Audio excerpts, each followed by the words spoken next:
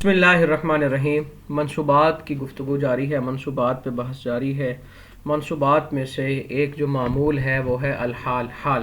حال کی تعریف کیا؟ ما یبین ہیئت الفاعل او المفعول به لفظا او معنی، ایسا اسم جو فاعل یا مفعول به کی حیث کو بیان کرے لفظا یا معنی، یعنی کہ فاعل یا مفعول به جس کی حیث، وہ فاعل یا مفعول به جس کی حیث کو بیان کیا جا رہا ہے، وہ فاعل یا مفعول به یا تو وہاں لفظاً ہیں یا لفظاً نہیں ہے تو معنن ہوں گے۔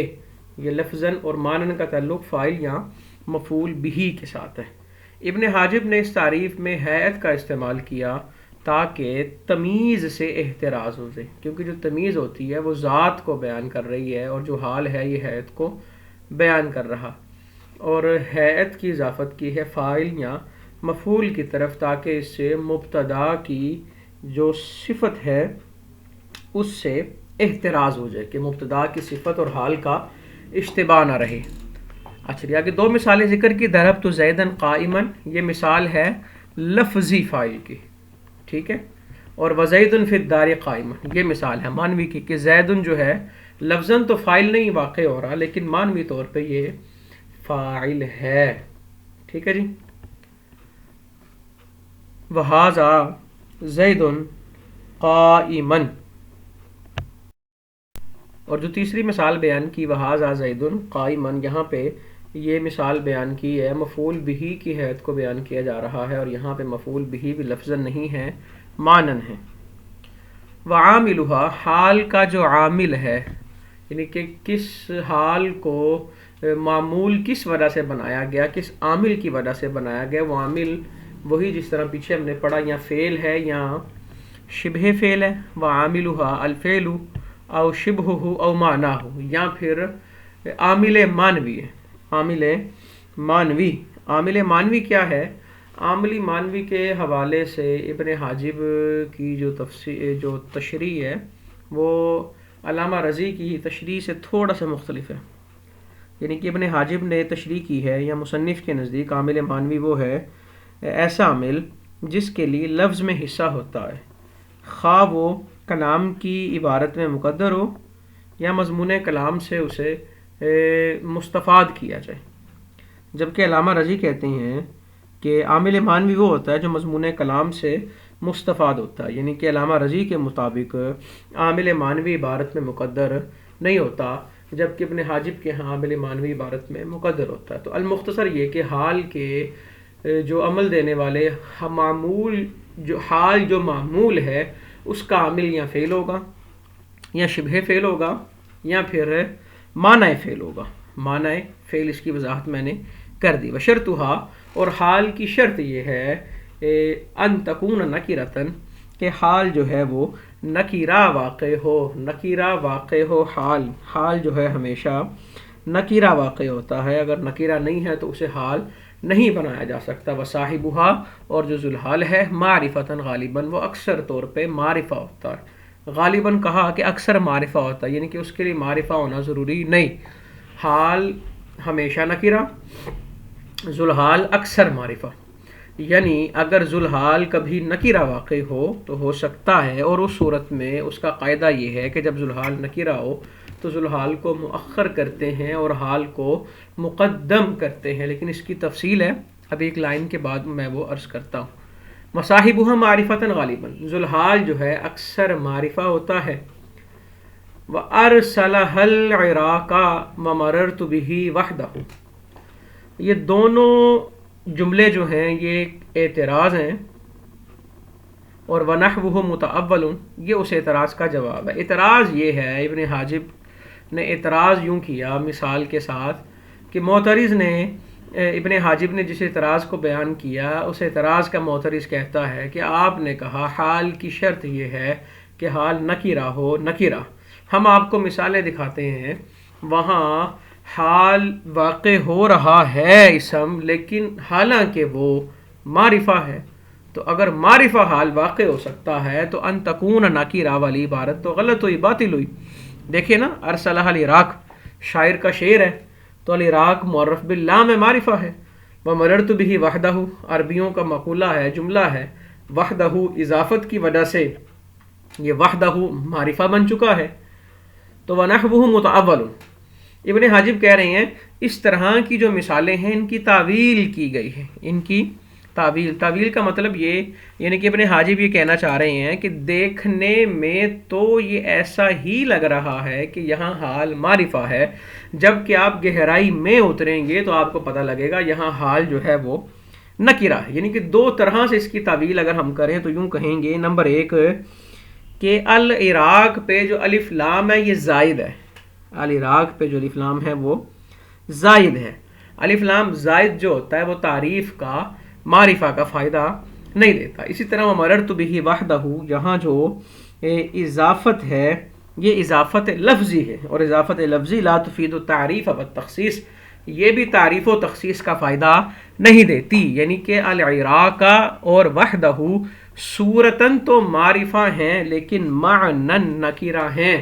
تو ہمارا موقف اپنی جگہ درست ہے کہ یہاں پہ جو حال واقع ہو رہا ہے وہ نکیرہ واقع ہو رہا ہے، نہ کہ معرفہ. اور دوسری وجہ یہ توجیہ یہ بیان کی جائے گی، یا دوسری تعویل یہ کی جا سکتی ہے کہ العراق اور وحدہ یہ افعال محذوفہ کے مصدر ہیں، اور یہ افعال اپنے محذوف یعنی کہ یہ مصادر اپنے محذوف افعال کے ساتھ مل کر جملہ فعلیہ ہو کر حال واقع ہو رہے ہیں. اور جملہ من حیث الجملہ نکیرہ ہوتا ہے، یہ قاعدہ ہے. یعنی کہ العراق جو حال بن رہا ہے یہ ڈائریکٹ حال نہیں بن رہا، اپنے محذوف فعل سے مل کر جملہ واقع ہو کر یہ حال بن رہا ہے. اور قاعدہ یہ ہے جملہ من حیث الجملہ نکیرہ ہوتا ہے. اسی طرح وحدہ جملہ من حیث الجملہ نکیرہ ہوتا ہے. تو یہاں پہ جو حال واقع ہو رہا ہے وہ نکیرہ ہو رہا ہے. اور ونحوہ کہہ کے کہا اس طرح کی دیگر مثالیں جہاں ہمیں لگے یہ کہ یہاں پہ تو معرفہ حال واقع ہوا ہے تو وہاں پہ تعویل کی گئی ہوگی یا تعویل کی جائے گی. فَإِنْ كَانَ پیچھے بات ہوئی کہ ذوالحال جو ہے وہ اکثر معرفہ ہوتا ہے، لیکن اگر ذوالحال نکیرہ ہو، یعنی کہ حال کا جو صاحب ہے وہ نکیرہ، حال کا صاحب ذوالحال ہوتا ہے، واجب تقدیمها تو پھر اس کی تقدیم واجب ہے. یعنی کہ حال کو مقدم کرنا واجب ہے. جبکہ اصل یہ ہے کہ ذوالحال پہلے، ذوالحال کہتے ہیں وہ جس کی حالت بیان کی جا رہی ہے. تو ظاہر سی بات ہے ذوالحال ہوگا تو آگے حالت بیان کی جائے گی نا، تو ذوالحال مقدم ہے. لیکن اگر ذوالحال نکیرہ واقع ہو تو پھر ذوالحال کو مؤخر کریں گے، حال کو مقدم کریں گے، لیکن ہر جگہ نہیں. ولا يتقدم على العامل المعنوی بخلاف الظرف. اچھا بلکہ پہلے یہ سمجھیں کہ حال ذوالحال سے کتنا مقدم ہوگا. کیا وہ عامل جو اس کا عامل ہے اس سے مقدم ہوگا یا نہیں ہوگا؟ جو اس کا عامل ہے اس سے مقدم، یعنی کہ دیکھیں نا حال یا ذوالحال کا عامل، حال کا جو عامل ہے وہ فعل ہے، شبہ فعل ہے یا معنی فعل ہے. تو ہم نے کہا ذوالحال اگر نکیرہ ہو تو ذوالحال مؤخر ہو جائے گا، حال مقدم. سوال یہ ہے کہ حال کو جب ذوالحال پر مقدم کریں گے تو کیا عامل کے بعد لائیں گے یا عامل سے بھی پہلے لے آئیں گے؟ تقدیم کتنی ہوگی؟ تو وہ یہ ہے، وہ کہتے ہیں اگر تو عامل فعل یا شبہ فعل ہو پھر تو عامل پر بھی مقدم کیا جا سکتا ہے حال کو. لیکن اگر عامل مانوی ہیں تو پھر ذوالحال پر تو مقدم ہوگا لیکن عامل پر مقدم نہیں ہوگا، کیونکہ عامل مانوی عمل میں ضعیف ہوتا ہے. یہ ما بعد تو عمل کرے گا لیکن ما قبل میں عمل نہیں کرے گا، بخلاف الظرف. لیکن اگر عامل مانوی جو ہے وہ ظرف واقع ہو رہا ہے تو پھر اس پر بھی مقدم کیا جا سکتا ہے، کیونکہ ظرف کے اندر اتنی وسعت ہوتی ہے کہ یہ اپنے ما قبل میں بھی عمل کرتا ہے. ٹھیک ہے، ذوالحال معرفہ ہو تو ذوالحال نکرہ ہو تو ذوالحال مؤخر ہوگا، حال مقدم ہوگا. اور اگر حال کا عامل فعل یا شبہ فعل ہے تو حال کو فعل یا شبہ فعل پر بھی مقدم کیا جا سکتا ہے. لیکن اگر حال کا عامل مانوی ہے تو عامل پر مقدم نہیں ہوگا لیکن اگر عامل معنوی ظرف بن رہا ہے تو ظرف پر وہ مقدم ہو سکتا ہے کیونکہ ظرف میں وسعت ہوتی ہے.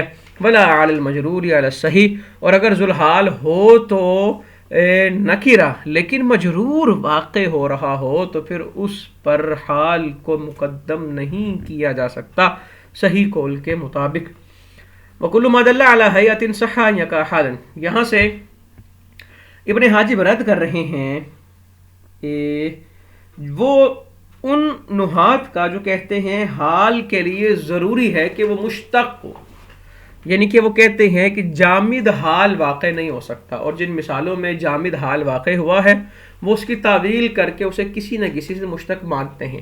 تو ابن حاجب نے کہا تعویل کرنے کی ضرورت نہیں، جامد ہو یا مشتق کو ہر وہ اسم ما دل علی حیات جو حیات پر دلالت کرتا ہو صح ان یقع حالا اس کا حال بننا درست ہے، وہ جامد ہے یا مشتق. ابن حاجب نے مثال دی ہادہ بسرن اطیب منہ رطبن، بسرن بھی حال بن رہا ہے، رطبن بھی حال بن رہا ہے، حالانکہ یہ دونوں جامد ہیں کہ جب مثالوں میں جامد کو حال بنایا گیا ہے تو ان کی تعویل کرنے کی ضرورت نہیں. تو یہی موقف بہتر ہے کہ ہر وہ اسم ما دل علی حیات جو حیات پر دلالت کرتا ہو وہ صحیح ہے اس کا حال واقع ہونا.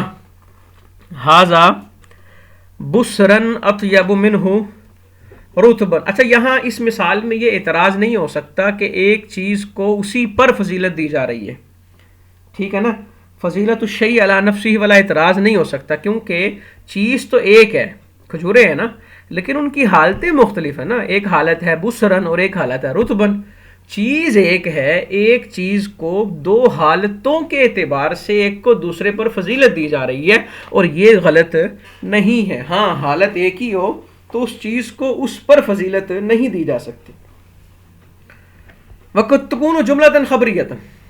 اچھا جی، حال کے بارے میں بتا رہے ہیں کہ جس طرح پیچھے بھی گزرا کہ حال کی تعریف گزری تو وہاں سے ثابت ہو رہا تھا کہ حال جو ہے مفرد ہوتا ہے. وقت تکون جملۃ خبریہ، یہ بتا رہے ہیں کہ حال کبھی کبھی جو ہے جملہ خبریہ بھی ہوتا ہے. جملہ خبریہ یعنی کہ حال کبھی مفرد ہوتا ہے اور کبھی جملہ ہوتا ہے، اور اگر حال جملہ واقع ہو تو ضروری ہے کہ وہ جملہ خبریہ ہو، جملہ انشائیہ نہ ہو، کیونکہ ذوالحال اور حال میں ربط ہوتا ہے اور انشاء کے ذریعے، جملہ انشائیہ کے ذریعے ربط قائم نہیں ہو سکتا. ربط کے لیے ضروری ہے کہ جملہ خبریہ ہو. اچھا جی، اور اگر جملہ اسمیہ خبریہ ہے تو پھر اسے حال کیسے بنائیں گے؟ بالواو والضمیر، واو اور ضمیر کے ساتھ، یعنی کہ جملہ اسمیہ خبریہ سے پہلے واو لائیں گے اور ضمیر لائیں گے، ٹھیک ہے. او بالواوی او بالضمیر، یا صرف واو لے آئیں یا صرف ضمیر لے آئیں. العذوفن، لیکن صرف ضمیر کو لانا یہ موقف ضعیف ہے. یہ ابن حاجب نے اس کے ضعف کی طرف اشارہ کر دیا، یعنی کہ بہتر یہی ہے اگر اکیلا لانا ہے کوئی چیز تو صرف واو لاؤ، اور نہیں تو واو بھی لے کے آؤ اور ضمیر بھی لے کے آؤ. یعنی کہ قاعدہ یہ ہے کہ جملے سے پہلے جب واو واقع ہو تو عموماً وہ واو حالیہ ہوتی ہے، اور صرف ضمیر کا لانا یہ ضعف ہے. اچھا ضعیف کیوں ہے؟ کیونکہ صرف ضمیر لا کے ہم یہ نہیں کہہ سکتے کہ یہاں جہاں ضمیر ہے تو یہاں سے جملے کا آغاز ہو رہا ہے، کیونکہ ضمیر سے وجوبی طور پہ جملے کا آغاز نہیں ہوتا، تو اس لیے یہ ضعیف ہے.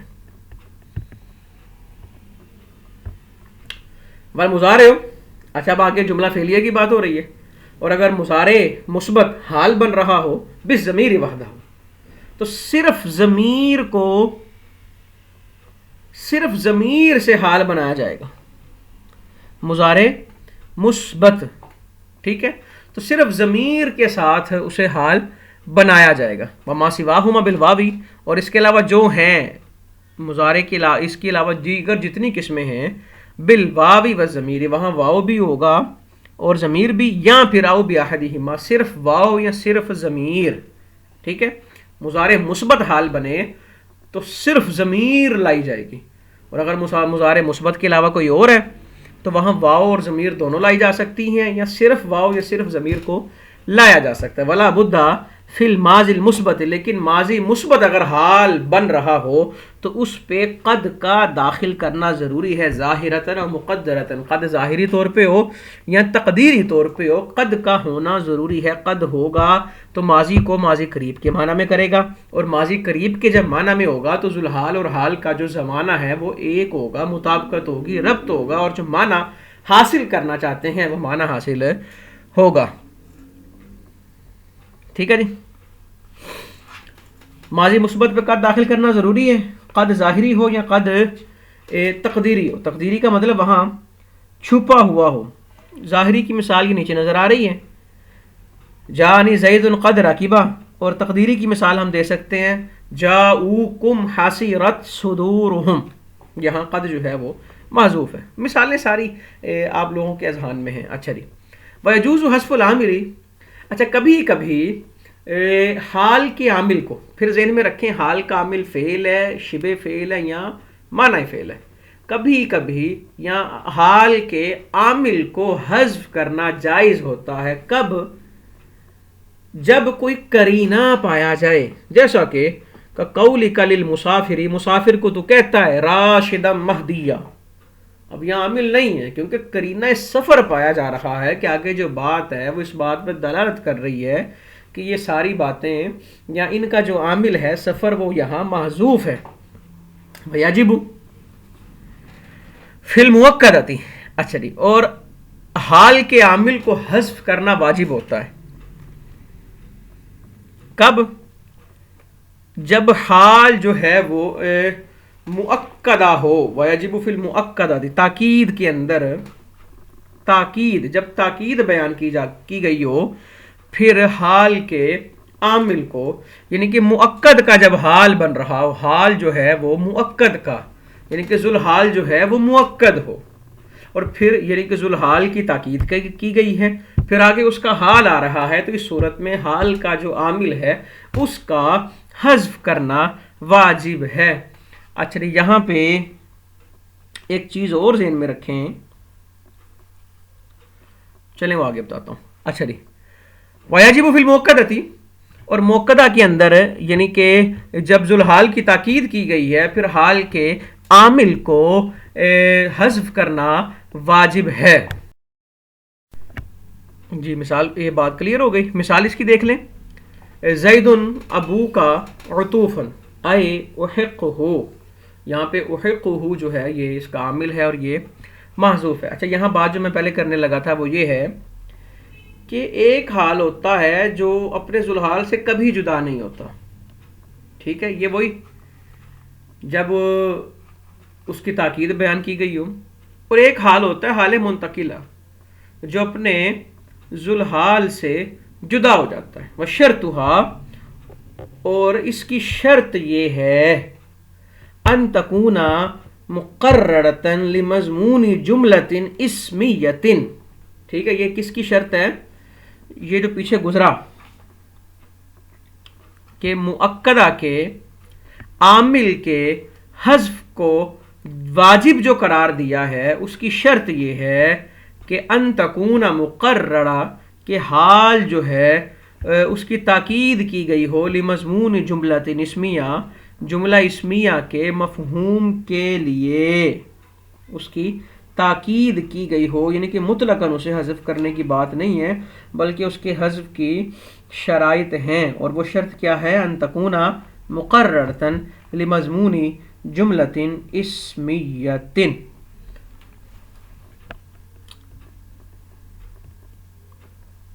التمیز انشاءاللہ اس سے اگلے سبق میں پڑھیں گے۔